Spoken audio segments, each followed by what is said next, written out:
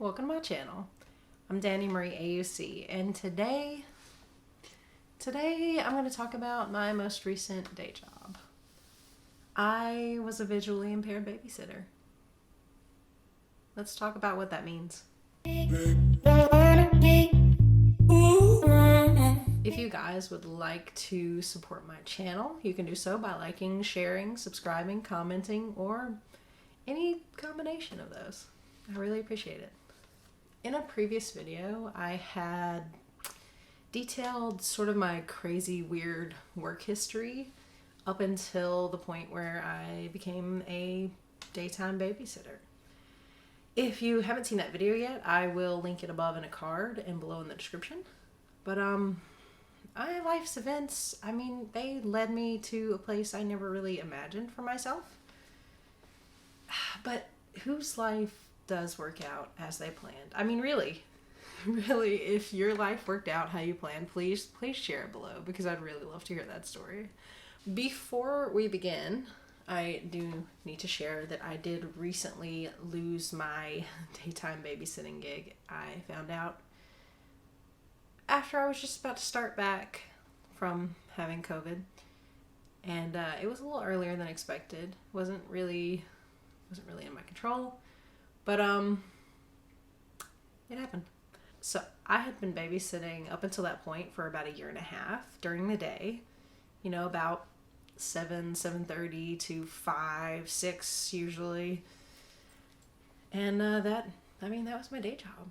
For those who are new here, I am visually impaired. I'm legally blind. I am extremely nearsighted. I have low vision. However you want to word it, my vision sucks. It is. And if you'd like to learn more about that, I again will link a video above in a card and below in the description for you guys to check out. I have babysit ages 3 months up until about 10 years old. And then my mom babysat for many years for various age groups, and I helped her out in, different kind of ways. Sometimes it would just be playing with the kids. On occasion, I would change a diaper for her or help feed or clean up messes or things like that. I've always been around kids in that setting, and I never really minded it. It's always weird having a bunch of kids in your house that you don't really know. But that's been my experience for the past few years at least. Being visually impaired, though, makes almost any job challenging. And it's not necessarily that it makes the job challenging. It's more that it makes it challenging for people to have the confidence in you that is normally afforded to every other normally sighted individual. And I could do entire videos on this, as could many of my YouTube companions, and some probably have. Honestly, we've done panels on the perils of trying to find employment as a blind or visually impaired person. When it comes to taking care of people's children, there's a whole new level of concern, okay? It's physically impossible to watch a child 100% of the time. I'm bound to miss something. Every single parent misses something, whether they stick something in their mouth or climb up on something they're not supposed to and fall. It happens to everyone. The issue then is that as someone who is visually impaired, I don't often get the benefit of the doubt. When something goes wrong, generally the default is to say, oh, that happened because you're blind. And now I am no longer a person who has made a mistake or been busy trying to take care of their obligations or simply looked away for 5 seconds, because we all know it doesn't take very long. But now it becomes that happened because you're blind. Not you looked away for a few seconds. As someone who is visually impaired, I don't get the benefit of the doubt, and neither does anybody else with any other disability. And I think that is the most frustrating part, because knowing this in my own head, having experienced it and having heard many, many stories where other people have experienced it, that means it's always in the back of my mind. I can never screw up. I'm not allowed to screw up. My screw up would just be because I'm blind. And then that becomes my only characteristic. That becomes everything that I am. I am only a blind person. And that's it. This is so important because it happens so often. We as humans, generally, we like to simplify things. We do. But we are not simple people. We are complex. We have many parts, and there are many aspects to each of us. And those aspects grow and change from day to day, from thought to thought. And that change is beautiful, but it's complicated. And we don't like complicated. I know you guys are thinking this is harsh, and oh, she's probably making that up in her head and just worrying because of bad experiences in the past. No. I mean, yes. But it's not just because bad experiences. It's because I know those bad experiences, they're repeatable. And it's expected that they're repeated. And that's not me being a pessimist. It's not me being negative about myself, or it's not my depression or my anxiety talking, because it happens. It happens over and over again. People who have generally experienced discrimination have generally experienced it in more than one situation. The point here is that it happens in society every day. And it's not just for people who are blind.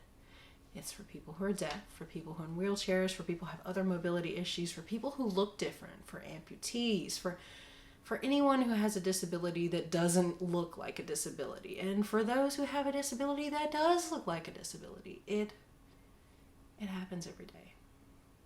And we're very aware of that. We're hyper aware of that because we're in the community. We're immersed in it. We hear those stories. Unlike so many people who don't know someone who are disabled, you're not exposed to that like we are. And it's not that we're whining, and it's not that, oh, you just hear the negative. No.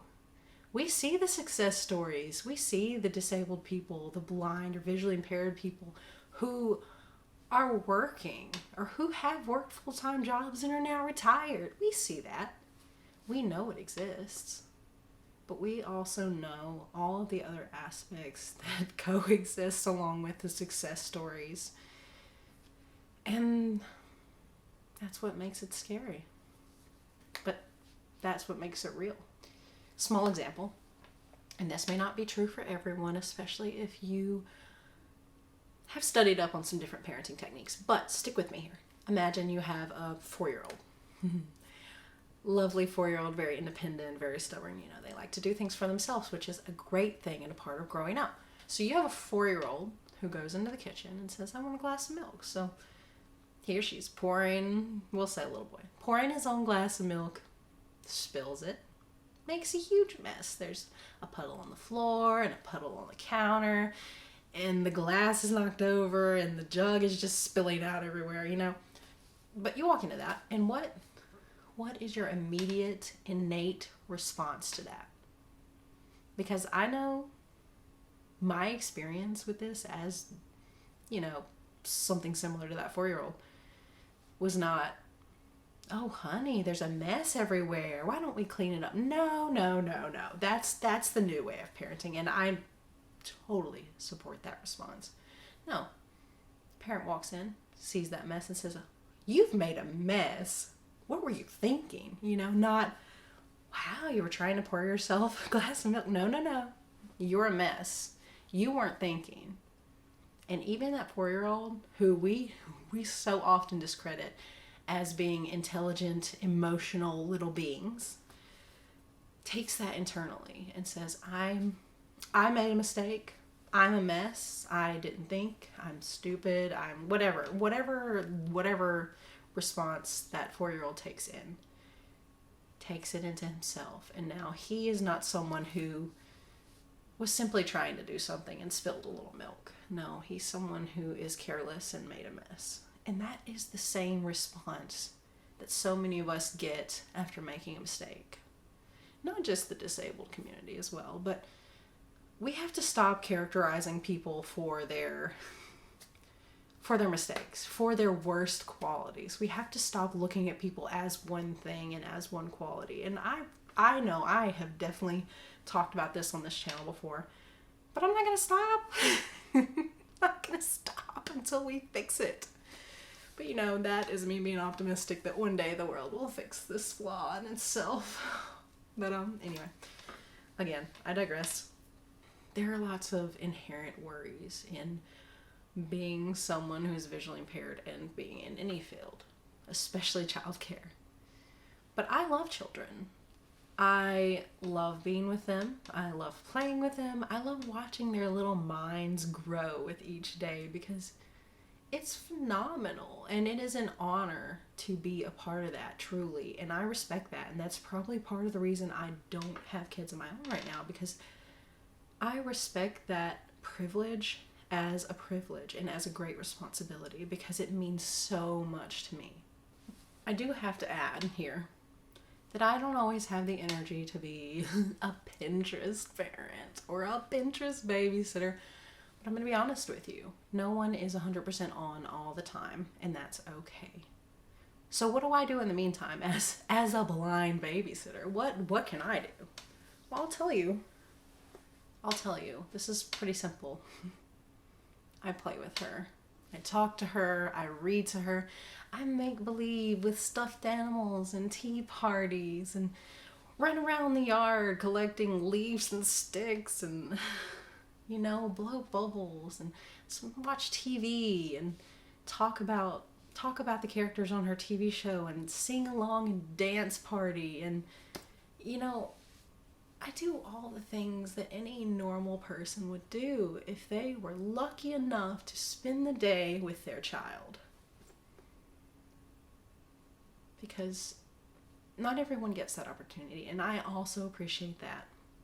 It always surprised me when I, being still pretty sad that I couldn't have just like a normal full-time go out of the house and work job, would tell someone that I am a babysitter, and they would say, oh gosh, that's such a great work, you know, like that is such a necessary job. So many times I was given that reassurance after telling someone that, when I personally felt very self-conscious about it because I just stay home and watch babies. But that always reminds me in my heart that honestly it is a privilege. It is. And I hope that when I do have kids, I have the privilege of being with them as well. And I hope that I don't take it for granted in those sleepless nights or months that go on and on. You know, I hope that I'm able to appreciate it as much as I know it should be appreciated. But again, nobody's perfect. I'm not criticizing anyone out there who is tired and needs a break from their kids, because that happens when you spend all day every day with them and all night. I'm, like I said, very lucky. Spend the day with them, get all the joyous moments, and then send them home. Different situation. And I'm not taking that away from any parent at all. Do not get me wrong here. The overall point is that, yes, there are some things I have to pay more attention to. Like the early months of eating, I have to sit a little closer to the baby, you know, or the toddler, just to make sure she's still chewing and eating and, you know, hopefully not making too big of a mess, because you guys know food time can be a disaster. But sit and make sure nobody's choking on anything, because, you know, in the movies, choking is a very loud visual thing, but that's not actually what somebody choking on something looks like. So anyway, you guys keep that in mind. That's, you know, just a little tip from me to you. But the point is, there are a few adjustments I have to make. I have to be a little more careful. I have to stick closer to the kids sometimes. I have to make sure things are actually baby-proofed and that things that are unsafe are out of the way. That's just some of the small things that I have to keep in mind as someone who is visually impaired and also a babysitter. Sorry, my chair's a little squeaky. And also as someone who is visually impaired and one day plans to be a parent. We all have our difficulties. Maybe you have depression and maybe you struggle with that, and for that reason you have to be more attentive to yourself. You have to take care of yourself.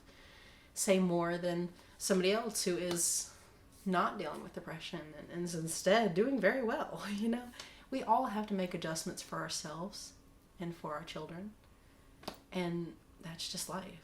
If you guys have any thoughts, and I know, opinions, if you think I'm wrong, you think I'm crazy, whatever, you completely agree with me, you've experienced these things, you're a parent and you're also visually impaired and doing a great job. I know some of you are out there. I talked to some of you. You guys are nailing it. I know you're tired, but you keep going. You keep doing you, because you're doing a great job.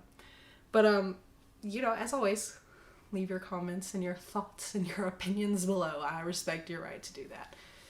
But be kind. Be kind. I hope in the future to show you guys my child-friendly space.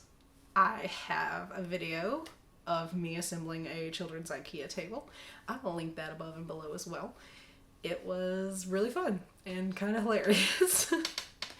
I had an interesting time putting that together, and I hope I get to do more videos like that, because that's kind of fun. It was really fun. I hope in the future to also show off some of my tactile toys and books that I love, and that I think maybe children of all ages or children with a visual impairment too might also enjoy, or maybe you parents with a visual impairment might enjoy. But I want to show some of that off eventually. Maybe I will be able to buy more of the things that have been on my wish list for a while and show them to you guys. Maybe that'll come down the road when I have a kid of my own. I don't know. I'm sorry if you have to wait that long, because God knows how long that's going to be. But if you guys have specific questions that you would like me to answer about this topic, feel free to also drop those below. It could be a fun video as well. Also, could bring on some people who are awesome moms and are visually impaired to talk about this topic, because they certainly know more than I do about it. You guys just let me know. And as usual, stay curious. Bye.